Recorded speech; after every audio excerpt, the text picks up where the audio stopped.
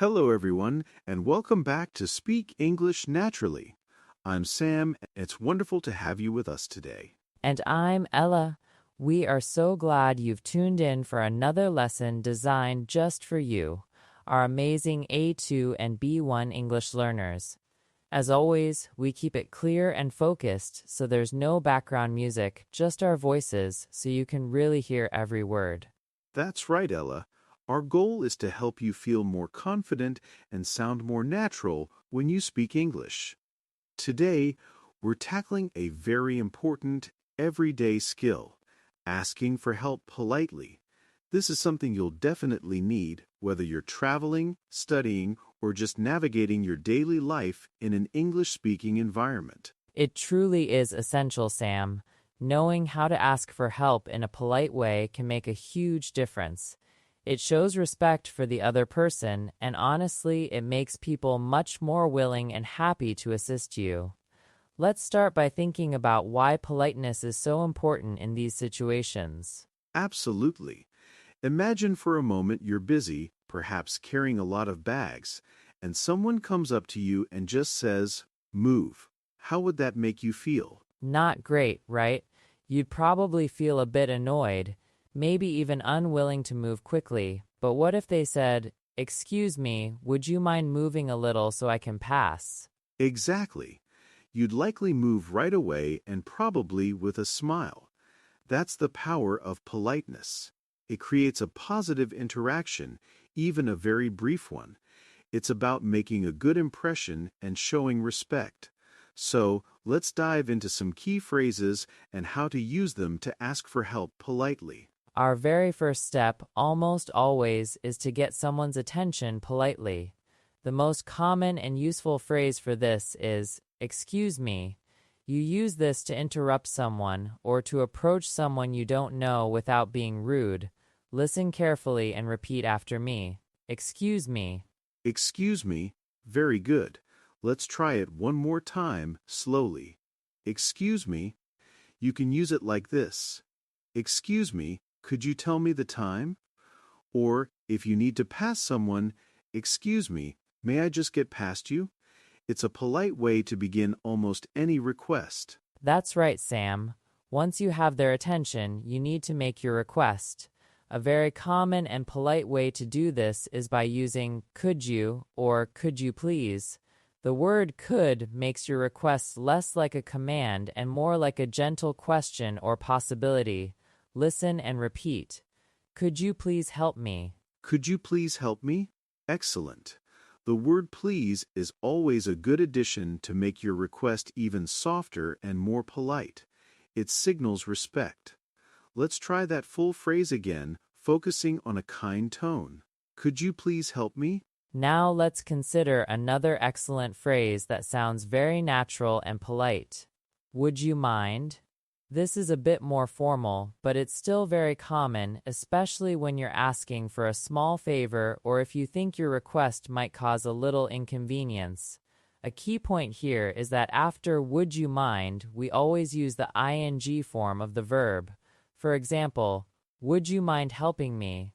That's a super useful one, Ella. Would you mind helping me?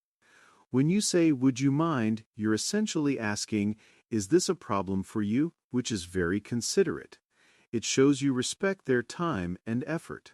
Listen again and try to repeat it clearly. Would you mind helping me? Let's put some of these together. Imagine you are in a large supermarket and you can't find a specific item. You see a shop assistant who looks busy. You want to ask for their help. What could you say? You might start with, "Excuse me," then add, "I'm sorry to bother you, but could you please help me find the olive oil?" That's a perfect combination, Ella. I'm sorry to bother you is a fantastic softener when someone looks busy. It acknowledges their work. Let's practice that whole sentence slowly. Listen and repeat. Excuse me, I'm sorry to bother you, but could you please help me find the olive oil? Very good. You can also use "I was wondering if you could." This phrase is quite indirect, which makes it very polite and soft. It gives the other person an easy way to say no if they can't help without feeling rude. For instance, I was wondering if you could help me with this box. I was wondering if you could help me with this box. That sounds really thoughtful, doesn't it? It's not demanding at all. Let's try that again, focusing on the gentle tone. I was wondering if you could help me with this box. Now let's think about asking for directions, a very common situation for anyone new to a place. It's perfectly fine to say you're a little lost. It makes your request very clear. You could say, "Excuse me, I'm a little lost. Would you mind telling me how to get to the nearest post office?" That's an excellent, complete request for directions, Ella. The phrase, "I'm a little lost," immediately gives context and invites empathy. Let's practice that entire phrase together, slowly, so you can catch every word. Listen and repeat after me. Excuse me, I'm a little lost. Would you mind telling me how to get to the nearest post office? Well done. Take your time with it. The slower you speak when asking for help, especially for A2 and B1 learners, the clearer you will be. Now, what about situations where you need clarification during a conversation? It's important to ask politely, not just say "what," which can sound quite abrupt. You're absolutely right, Ella. What can sometimes be interpreted as rude. A much better and more polite way to ask someone to repeat themselves is, "Could you repeat that, please?" Could you repeat that, please? This is simple, direct, and very effective. Listen again and focus on the gentle upward tone at the end. Could you repeat that, please? And if you heard the words but the meaning wasn't clear, you can say, "I didn't quite catch that. Could you explain?"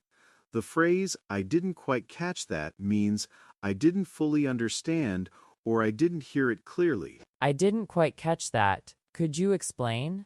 This shows you were listening but just need a little more help to understand the message. Let's try that whole sentence slowly one more time. I didn't quite catch that. Could you explain? Excellent practice, everyone. These phrases are incredibly useful for everyday communication. Remember, the core idea is to be respectful, clear, and make it easy for the other person to understand and help you.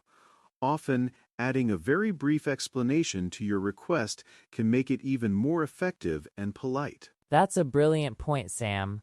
For instance, instead of just saying, "Could you please open the window?" which is already polite, you could add, "It's a bit warm in here. Could you please open the window?" The phrase, "It's a bit warm in here," gives them a reason, which makes your request feel more justified and less sudden. Yes, it adds context without being too long. Let's practice that with the explanation. Listen and repeat. "It's a bit warm in here. Could you please open the window?" Try it again with us. "It's a bit warm in here. Could you please open the window?" What if you're asking for a pen from a colleague? You could say, "I seem to have forgotten my pen. Would you mind lending me yours for a moment?" This explains your situation simply. That's really natural, Ella. "I seem to have forgotten my pen" is a great, polite explanation. Let's practice that whole phrase. First, the explanation. "I seem to have forgotten my pen." I seem to have forgotten my pen. Good. Now the request. Would you mind lending me yours for a moment? Would you mind lending me yours for a moment? And now, the full polite request. "I seem to have forgotten my pen. Would you mind lending me yours for a moment?" Fantastic.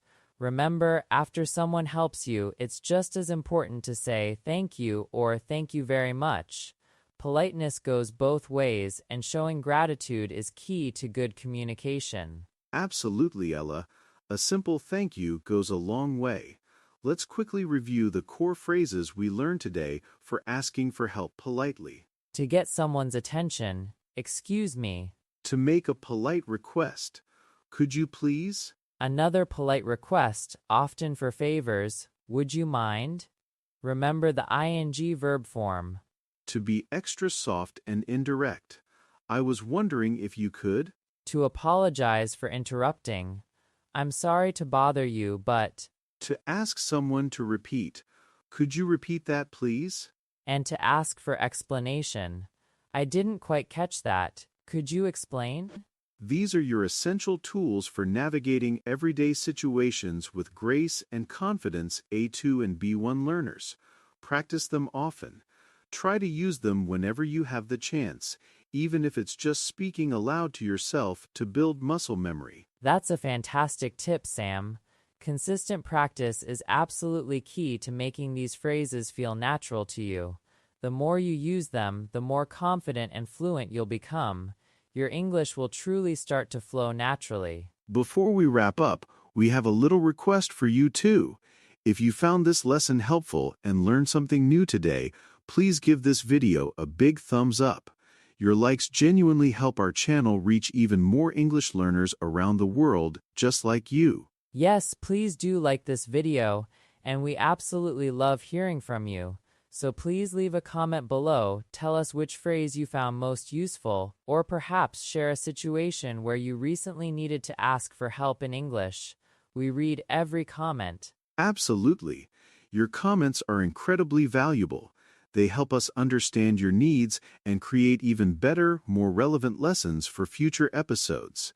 And if you haven't already, make sure to subscribe to our channel, Speak English Naturally, so you don't miss out on any of our upcoming lessons. Subscribing ensures you'll get notified every time we release a new video, all designed to help you speak English naturally and confidently without any distracting background music, keeping it perfectly clear for your learning journey. Thank you so much for spending your time with us today. Keep practicing these phrases, keep learning new English skills, and always remember to speak English naturally. Bye for now, everyone. We'll look forward to seeing you in our next lesson. Happy learning!